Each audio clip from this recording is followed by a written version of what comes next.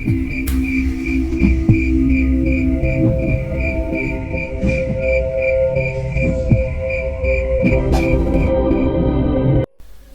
itu, di kediaman Mak Endah, embun-embun baru saja perlahan turun dari setiap tanaman-tanaman yang berada di depan rumah Mak Endah.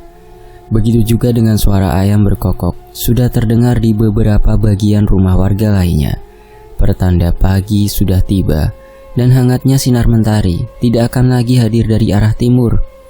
Jaka dan Dadang terlihat kaget ketika Budi turun dari kendaraan roda 2 yang dikemudikan Indra. "Dra, temui Dewi. Bilang aku baik-baik saja. Hari ini siang atau sore aku akan pulang," ucap Gama tiba-tiba. "Baik Pak, Indra akan segera ke rumah Pak Gama," jawab Indra kemudian bersalaman untuk segera pergi.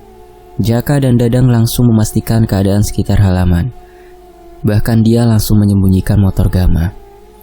"Langsung aja masuk, Pak Gama, Pak Budi," ucap Jaka yang terlihat sampai tidur di luar. Terlihat dari tikar yang belum sempat ia bereskan. Wajahnya sangat lelah dan terlihat mempunyai banyak pikiran. "Kenapa Jaka tidur di luar?" ucap Budi semakin penasaran akan hal yang terjadi di dalam rumah Mak Endah itu. "Jaka juga seperti melewati hari-hari yang berat tidak biasanya," jawab Gama. Namun itu hanya membuat Mang Idim tersenyum.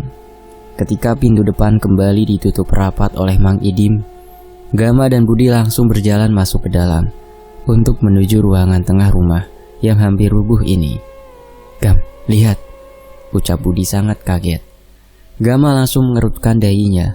Keluarlah Ki Dudui dari dalam kamar Rara sambil tersenyum ke arah Gama dan Budi. Bahwa cucu-cucunya itu bisa kembali ia lihat walau dalam keadaan berantakan. Mak Endah baru saja membuka matanya. Kedua tangannya diikat erat di balik kursi yang ia duduki itu. Dengan bagian mulutnya sudah tertutup sebuah kain. "Assalamualaikum Kek," ucap Gama langsung mencium tangan Ki Dudui, begitu juga dengan Budi. "Waalaikumsalam. Bagaimana? Bala bantuan dan segalanya sudah terbukti, Gam?" "Sudah, jangan terlihat kaget seperti itu.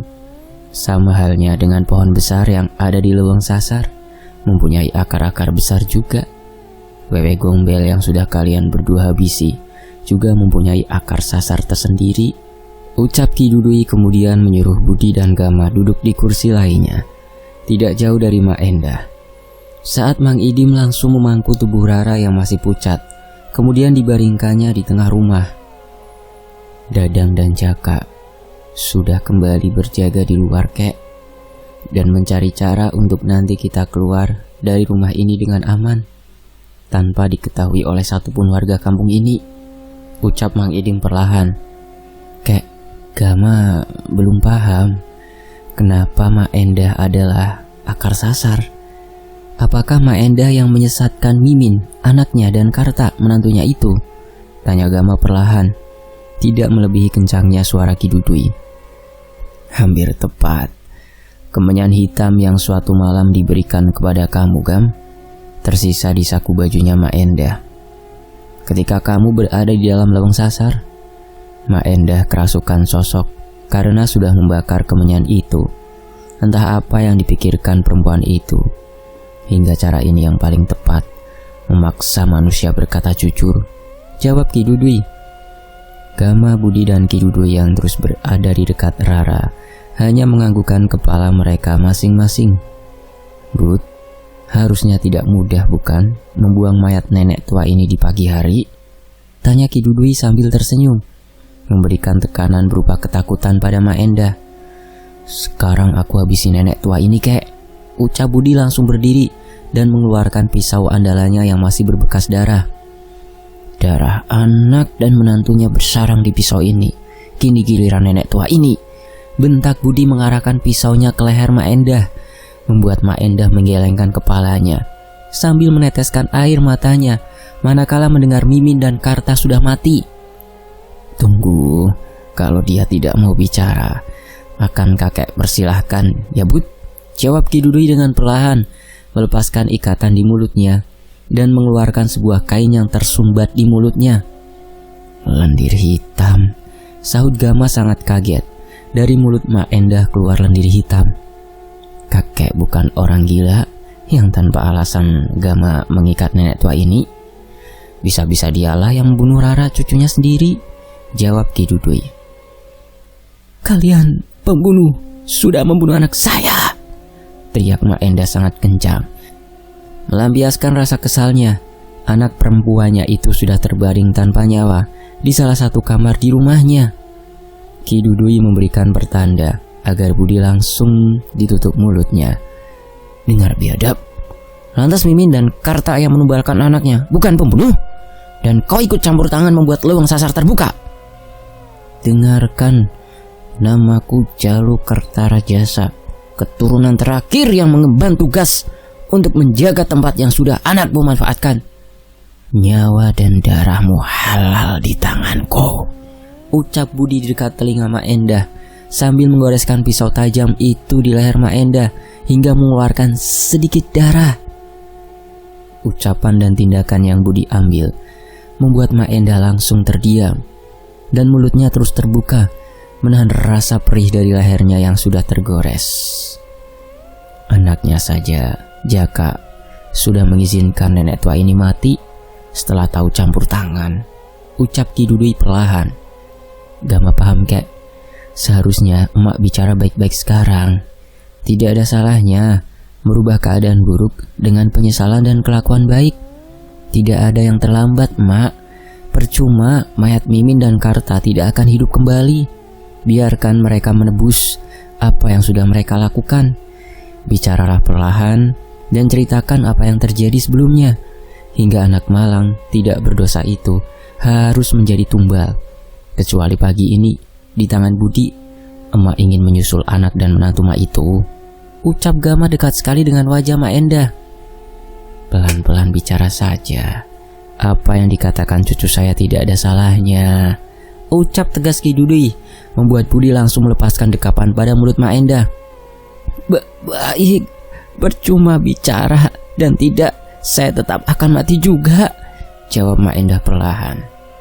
Sementara itu, cahaya mentari pagi perlahan masuk menerobos lubang-lubang di rumah yang hampir saja roboh itu. Beberapa kali tubuh Rara terlihat bergetar, namun sudah Mang Idim tangani. Hanya air mata yang terus melewati pipi Mak Endah yang memiliki kulit tua keriput.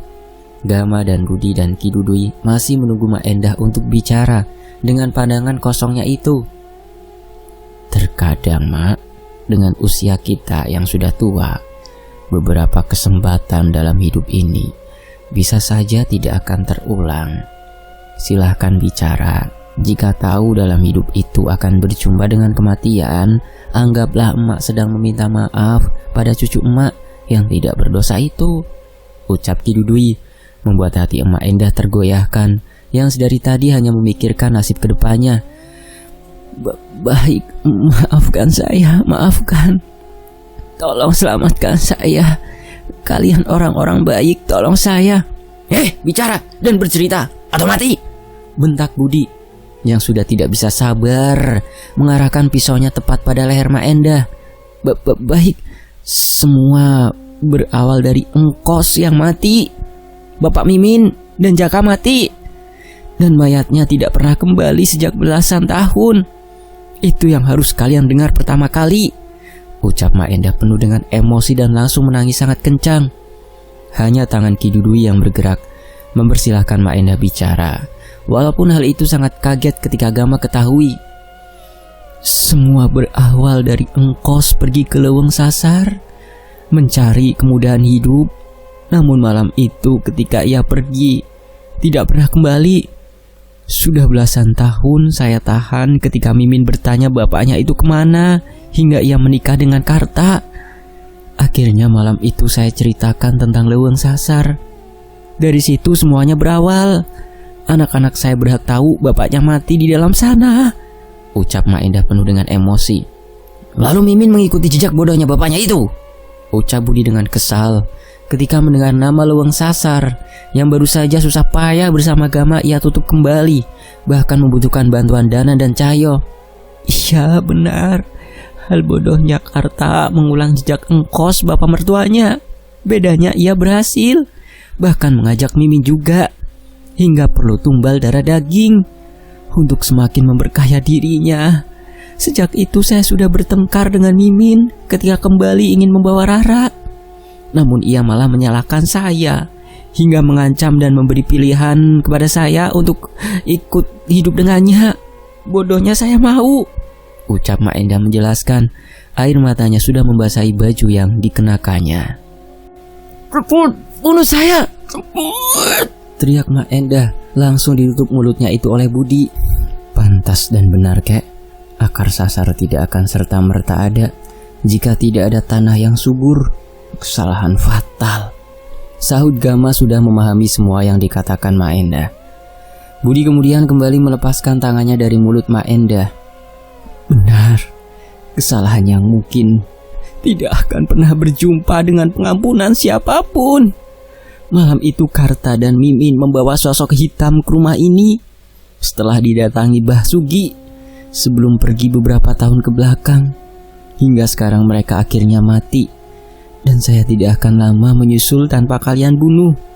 Sisa kemenyan hitam itu sudah saya makan tanpa kalian semua tahu, sebagai penebusan dosa pada Mimin dan kesalahan saya, ucap Mak Endah sambil mulutnya terbuka dan lendir hitam terus keluar dari mulutnya.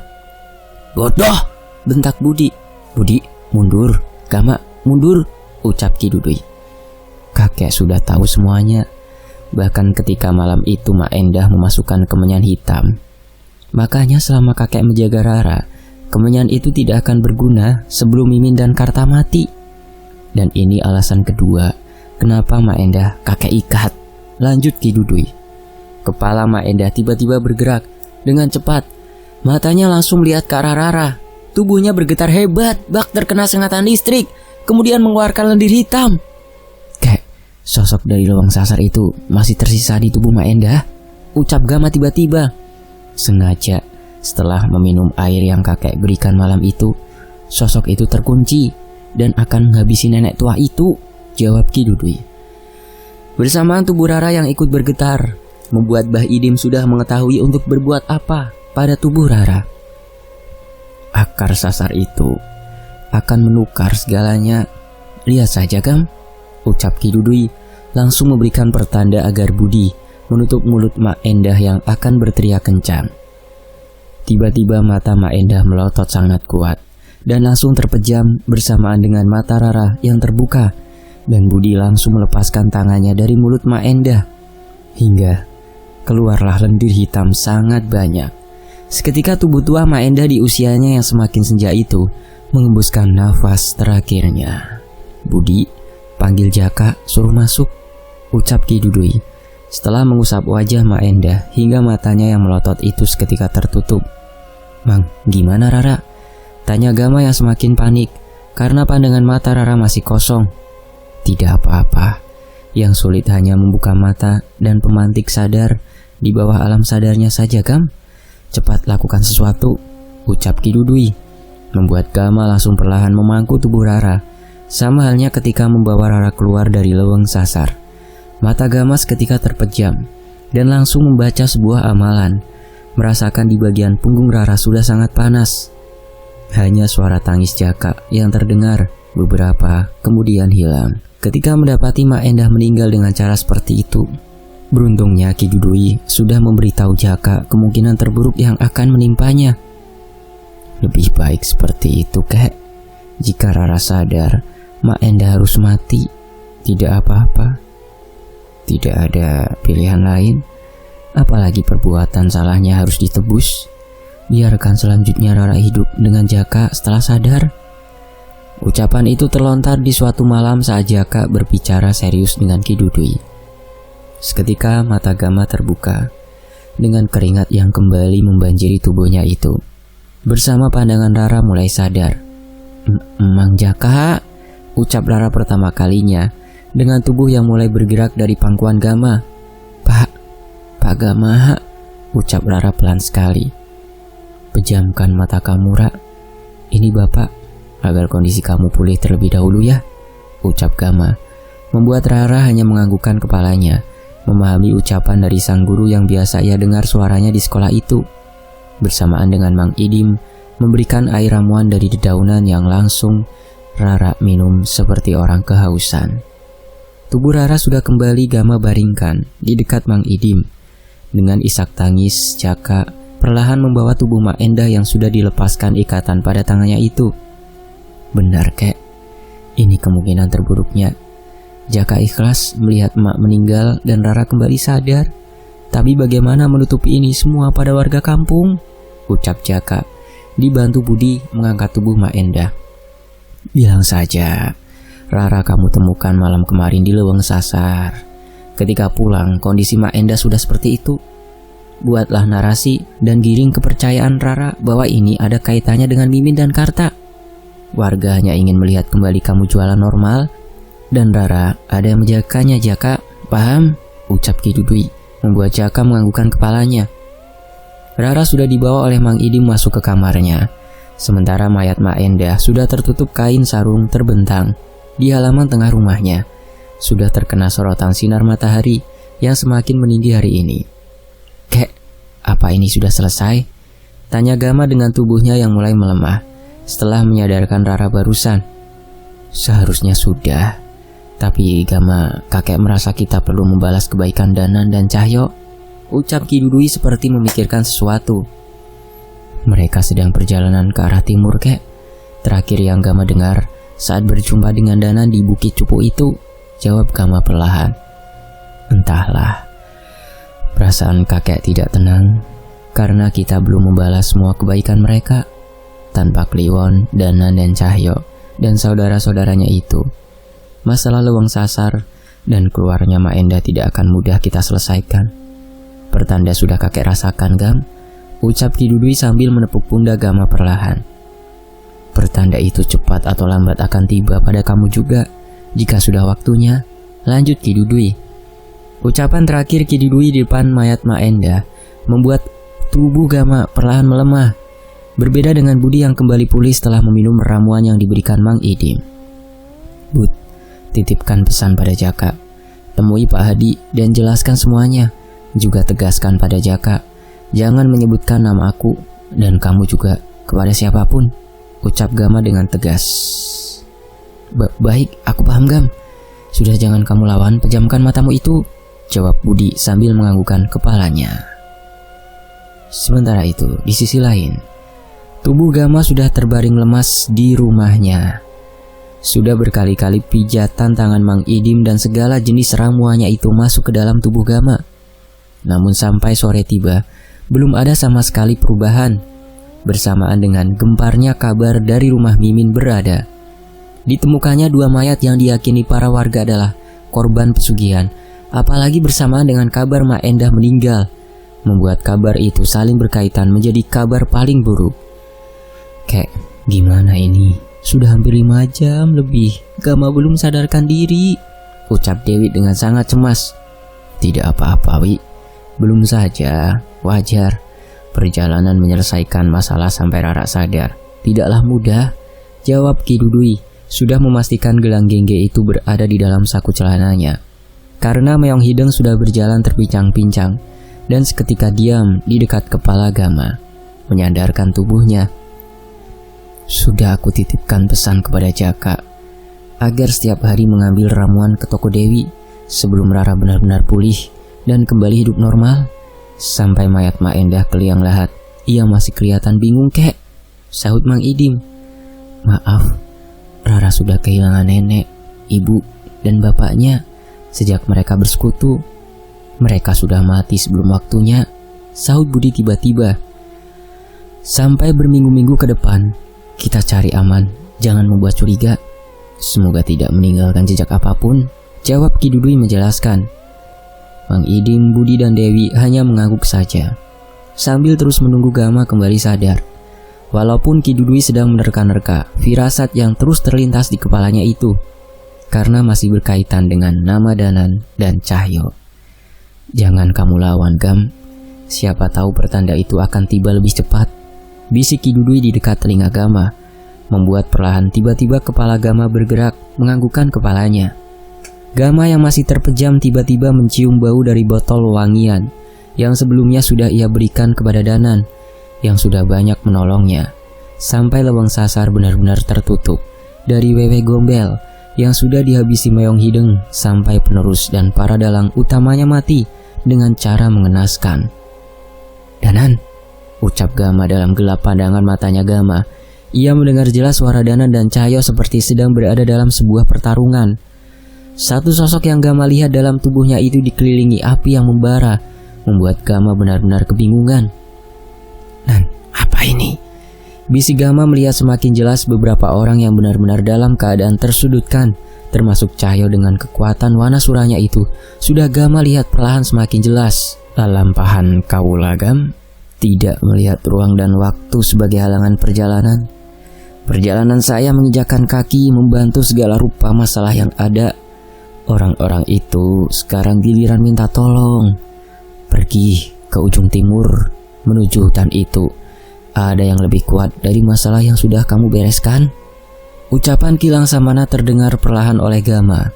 Dengan jubah putih dan sorban menempel di kepalanya, sudah Gama lihat, membuat Gama hanya menganggukkan kepalanya. Baik buyut, Gama paham. Bagaimanapun caranya, pasti ada jalan untuk membantu mereka. Ucap Gama semakin tidak sabar untuk menemui Danan dan Cahyo yang sedang terlibat masalah jauh lebih besar itu.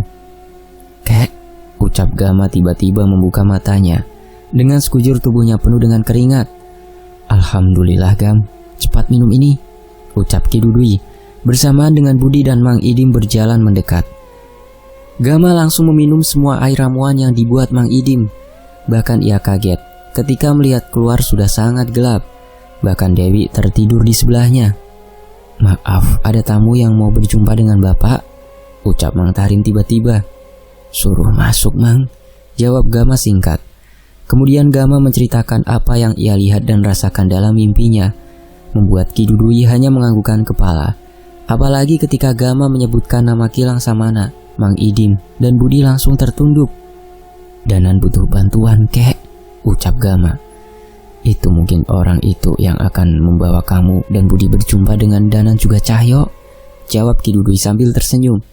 "Maaf Kek, beritahu Dewi nanti saja Kek, aku harus temui tamu itu," ucap Gama perlahan bangun dengan keadaan tubuhnya yang kembali normal, diikuti oleh Budi. "Assalamualaikum Gama, Budi, waktunya kita pergi. Perkenalkan, saya Jagat yang akan membawa kalian berjumpa dengan Danan dan Cahyo. Mereka terdesak." "Waalaikumsalam. Baik, saya sudah dapat pertanda itu. Bagaimana caranya?" jawab Gama. Walaupun sesekali Jagat melihat ke arah Budi dengan perawakannya yang aneh, apalagi rambut gondrongnya itu. "Tapi Gam," bisik Budi, masih cemas akan kondisi Gama. "Bukannya kamu ingin terlibat pertarungan besar, Bud? Ini salah satu cara kita berterima kasih. Sudah ikut saja cepat," jawab Gama. Gama dan Budi langsung pamit tergesa-gesa pada Ki Dudui dan Mang Idim.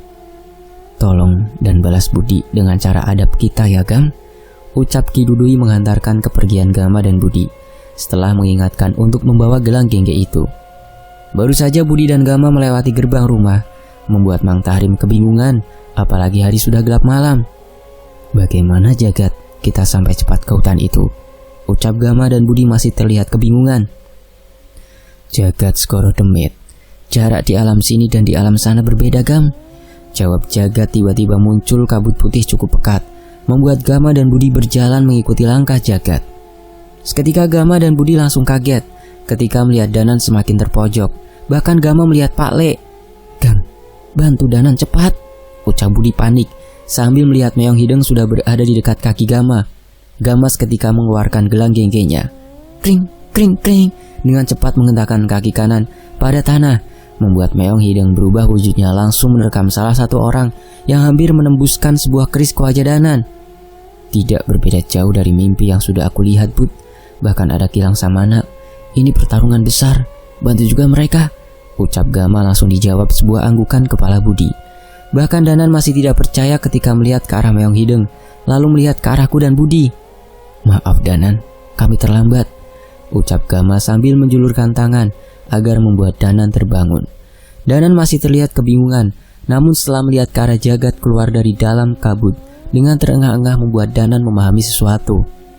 "Mas Jagat yang menjemput kami," ucap Gama, sambil Budi berjalan mendekat ke arahku dan Danan. Danan langsung memperkenalkan Prabu Sudrokolo, makhluk yang kembali dari api neraka. Membuat Gama mendapatkan jawaban yang kedua kalinya dari alam mimpi. Ia melihat kobaran api sangat berkaitan. Kobaran api terus berada di tubuh Empu Jandrik, membuat Meong Hideng menjauh, dan hal itu dirasakan oleh Gama ketika seseorang itu sama sekali tidak gentar pada Meong Hideng. Berbeda dengan Budi yang terus mengawasi sekitar, bahkan insting bertarungnya sudah hadir melihat keadaan yang seperti ini. Ia harus melindungi Gama dari Empu Jandrik yang terlihat akan menyerang Gama. "Akan aku habisi siapapun yang menyentuh kamu, Gam," kata Budi. Pukulan Budi layangkan pada Empu Jandrik dengan keras. "Jangan sentuh Gama," ucap Budi sudah sangat sigap, dan Budi langsung menyelamatkan Cahyo yang terjatuh di depannya. "Mamang Gondrong, kalau nolongin yang niat, jangan dilempar begitu saja," teriak Cahyo. "Berisik," ucap Budi. Walaupun dalam dirinya Budi tidak menyangka akan berjumpa lagi dengan Cahyo dan terlibat pertarungan yang ia sudah nantikan sebagai balas budi. Budi langsung mendapatkan perintah dari Gama untuk mengurus makhluk berkaki 4 tanpa ada penolakan dalam dirinya itu. Dan Cahyo yang baru saja dipulihkan oleh Pak Le langsung bergerak. "Kalau begitu biar aku yang menemani Mama Gondrong," ucap Cahyo.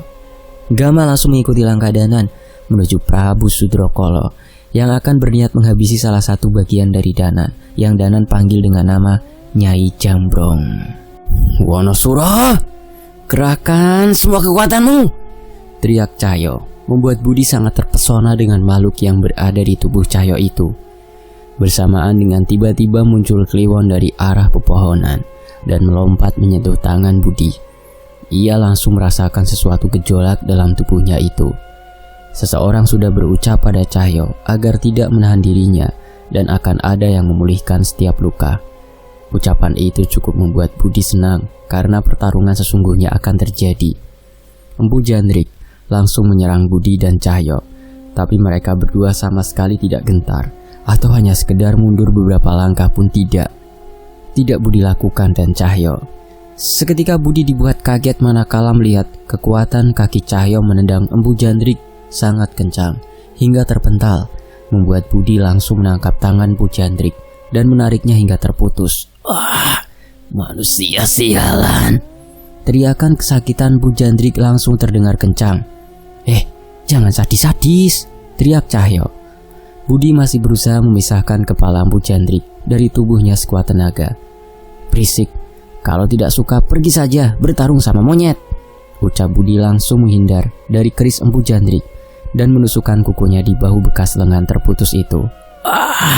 Empu Jandrik benar-benar meraung kesakitan. Tiba-tiba Budi melihat sebuah pukulan menghantam Empu Jandrik, membuatnya langsung tersungkur ke tanah. "Kuat sekali Cahyo," bisik Budi dalam hatinya. "Gak mau, monyet alas wetan serem-serem," jawab Cahyo pada umpatan Budi itu. Bahkan Budi langsung melihat ke arah Kliwon dan membenarkan ucapan Cahyo. "Benar juga," ucap Budi. Pak Le langsung ikut bergabung dengan pertarungan karena melihat Empu Jandrik mulai terdesak. Dengan menahan keris Empu Jandrik, "Aku putuskan satu lagi lengannya," bisik Budi langsung meraih tangan Empu Jandrik yang diikuti Cahyo yang menangkap bagian kepalanya itu. "Tolong Prabu, tolong!" teriak Empu Jandrik. Namun teriakan itu tiba-tiba berhenti ketika Cahyo meremas kepala Empu Jandrik dan memecahkan isi kepalanya. Krak! Bersamaan dengan bola mata makhluk itu keluar dari tempatnya dan darah mengalir. "Kau bilang aku sadis?" ucap Budi merasa bahwa Cahyo lebih sadis atas apa yang dilakukannya itu di depan mata Budi. Sementara itu, getaran dan raungan Meong Hideng menggemparkan seluruh hutan, membuat Gama sama sekali tidak cemas, tetap yakin untuk mengalahkan Prabu Sudrokolo. Seharusnya ada cara. Makhluk dari neraka itu jauh menyeramkan, bisik hati Gama. Lalu Danan tiba-tiba membaca sesuatu yang aku ketahui itu adalah sebuah mantra. Gama terus memperhatikan keadaan sekitar, apa yang dikatakan Prabu Sudrokolo dengan Nyai Jambrong dan Nyai Sendang Rangu yang menurunkan hujan semakin deras. Karena membuat keadaan semakin terdesak, Gama tahu betul untuk melakukan sesuatu. Kring, kring, kring. Gama langsung menghentakkan kaki, lalu bersimpuh untuk membacakan amalan dan doa kepada Ki Langsamana. Dan seketika Gama dapat merasakan kehadiran sang buyut atas izin Allah. "Sekarang Danan," ucap Gama perlahan, sudah memahami sesuatu menuntun Danan agar bergerak. Hanya terdengar teriakan Prabu Sudrokolo yang tidak percaya bahwa akan termakan oleh kekuatannya itu. Aku sangat yakin Danan bisa merasakan suara meong hideng di dekatnya.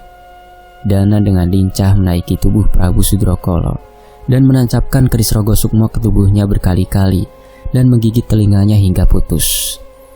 Seketika Gama langsung cemas manakala tubuh Danan ditangkap oleh Prabu Sudrokolo dan dibantingkannya. Gama langsung tenang kembali melihat Danan yang sudah membaca mantra pada keris rogo sukmonya. Membuat perubahan itu disaksikan terkagum-kagum di mata Gama. Danan, Wonosuro dan Kliwon akan menahan tangannya. Gama sudah mendengar suara Cahyo mendekat, serta suara Nyi Sedang Rangu yang akan mencoba mengalihkan pikirannya, membuat Danan langsung mengincar bagian jantung Prabu Sudrokolo. "Cepat Danan," bisik hati Gama mulai cemas. "Aku tidak akan mati. Setelah kalian mampu bergerak, akan kulumat kalian semua," ucap Prabu Sudrokolo. "Anjing yang sudah terpojok hanya bisa menggonggong," jawab Danan menancapkan keris ke bagian dahi Prabu Sudrokolo. Bahkan Gama langsung kaget ketika keris itu membuat tubuh Prabu Sudrokolo menjadi dua bagian. "Seharusnya belum usai," bisik hati Gama mulai tidak yakin karena kekuatan Prabu Sudrokolo sangat kuat. Danan keadaannya semakin bahaya. Ajian yang baru Gama ketahui bernama Ajian Segoro Demit bisa tidak terkendali, membuat semua orang sangat khawatir. Pale langsung mengobati Danan, sementara Cahyo sudah berada di dekat Danan. Kecemasan terlukis di wajah Danan agar Cahyo lebih berhati-hati. "Sudah kubilang aku tidak bisa mati lagi," teriak Prabu Sudrokolo yang mulai memulihkan dirinya. Benar-benar keadaannya semakin bahaya, ucap Gama menanggung keadaan yang tepat ketika ia akan mengeluarkan kekuatan meong hidungnya. Cahyo dengan cepat melibas setan-setan hitam setelah kemunculan Nyai Kunti serta Mas Linus yang akan mengunci mereka masuk ke sebuah lubang. Tidak mungkin aku kalah dari setan rendahan sepertimu," teriak Prabu Sudrokolo menatap Nyai Kunti kesal. Nyai Kunti ketika berhadapan dengan Gama membuat Gama langsung terdiam, bahkan membuat Budi akan berlari ke arah Gama, namun ditahan oleh Cahyo. "Jadi ini keturunan ulama pengembara itu," ucap Nyai Kunti, membuat Gama hanya menelan ludahnya saja. "Katakan padanya terima kasih," lanjut Nyai Kunti perlahan menghilang begitu saja. "Sekarang," ucap Gama dalam hati memberikan perintah pada Meong Hideng, membuat Meong Hideng langsung menerjang tubuh Prabu Sudrokolo hingga kembali ke lubang. Api besar kembali membara saat tubuhnya jatuh ke dalam. Kemudian Meong Hideng dengan langkahnya yang menggetarkan isi hutan pergi ke arah paling gelap. Sementara itu, Gama dan Budi sudah berada di sebuah rumah gubuk tempat Danan memulihkan kondisinya. "Danan, aku kembali dulu ya," ucap Gama menongolkan wajahnya. Danan langsung terlihat berusaha berdiri dan berjalan keluar. "Terima kasih sudah merepotkan kalian," kata Danan. "Tidak apa-apa Nan, toh kalian juga sudah membantu kami pada masalah Leweng Sasar," jawab Gama. Terlihat Mas Jagat yang sudah mulai pulih membaca ajiannya. Sekumpulan kabut pekat sudah muncul di dekatnya. "Kita pergi sekarang," kata Mas Jagat. Gama dan Budi langsung mendekat ke arah kabut itu. Terlihat Cahyo melambaikan tangan ke mereka berdua. "Mama Gondrong, kalau ke Klaten jangan lupa mampir yo," teriak Cahyo. Sekali lagi kau memanggilku Mama Gondrong, kulumat kepalamu," balas Budi dengan geram. Walaupun panggilan itu akan selamanya menjadi kenangan untuk Budi, bahwa ada manusia bernama Panjul yang berani memberinya julukan itu. "Kita tahu caranya sekarang, Bud. Untuk kapan saja bisa berjumpa dengan Danan dan Cahyo," ucap Gama tiba-tiba. "Bagaimana caranya, Gam?" jawab Budi penasaran. "Caranya saling mendoakan dan saling menolong. Kita tidak tahu bagaimana pencipta dengan segala kehendaknya bisa mempertemukan kita dengan mereka. Dan sekarang kita dipisahkan juga," kata Gama. Adab dan balas budi harus tetap kita junjung. Pelajaran berharga bisa mengenal mereka, Danan Jaya Sambara dan Panjul. Selesai, tamat. Kita masuk ke epilog dari Leweng Sarebu Lelembut. Langit kuning keemasan dengan keindahannya itu sedang turun perlahan. Pergeseran sore menuju malam tidak akan lama terjadi. Gama masih menunggu seseorang datang di depan toko bangunan Dewi yang sudah tertutup setengahnya itu. "Gam, sudah kamu bawa salin baju coklat kamu? Takut ketinggalan di dalam," ucap Dewi dari dalam toko. "Sudah, Wi. Biasanya Budi udah datang bawa ramuan itu ya. Masa mau nyuruh Jaka nunggu lama di sini? Tidak enak aku," jawab Gama, masih melihat ke arah jalan. "Sebentar lagi mungkin. Mudah-mudahan dengan ramuan itu Rara cepat bisa kembali ke sekolah, Gam," ucap Dewi perlahan. Sejak kabar kematian Mak Enda, Mimin dan Karta, Rara hanya hidup berdua dengan Jaka yang kembali berjualan gorengan. Namun pengobatan ramuan yang dibuat oleh Mang Idim dan Ki Dudui ini bisa menjaga Rara dan tidak terulang pada masalah yang sama. "Nah, akhirnya Budi datang," ucap Gama dari kejauhan, sudah melihat Budi melesat kencang, namun tidak membawa plastik hitam. "Maaf Gam, sudah aku antarkan ke rumah Jaka sambil memantau keadaan kampung," ucap Budi sambil turun dari kendaraan roda duanya itu.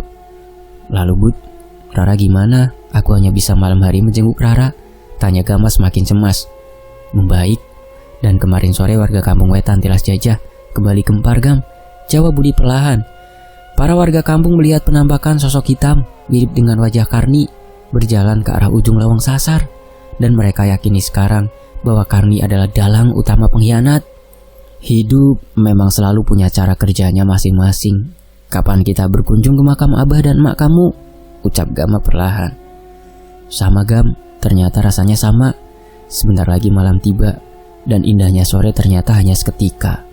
Biarkan aku pelihara rasa sakit itu pada kematian Abah dan Emak, agar aku bisa menjaga lawang sasar selama aku masih bernyawa," jawab Budi sambil meneteskan air matanya. Gama hanya menepuk pundak orang yang selalu menjaganya. Bahkan Gama percaya Budi tidak akan berkhianat pada ucapannya sendiri. Ketika malam semakin larut dan Dewi sang istri sudah beristirahat lelap, Gama sudah berada di dalam ruangan kerjanya itu, duduk di atas sejadah sambil terus mengirimkan doa kepada Pencipta, meminta agar perjumpaannya dengan Danan dan Cahyo bukanlah yang terakhir kalinya. Tiap hembusan nafasnya itu terucap nama sang buyut. Mata Gama semakin terpejam, hatinya terus berucap nama Kilang Samana, hingga Gama terbawa pada sebuah bukit, tempat di mana ia berjumpa dengan Danan.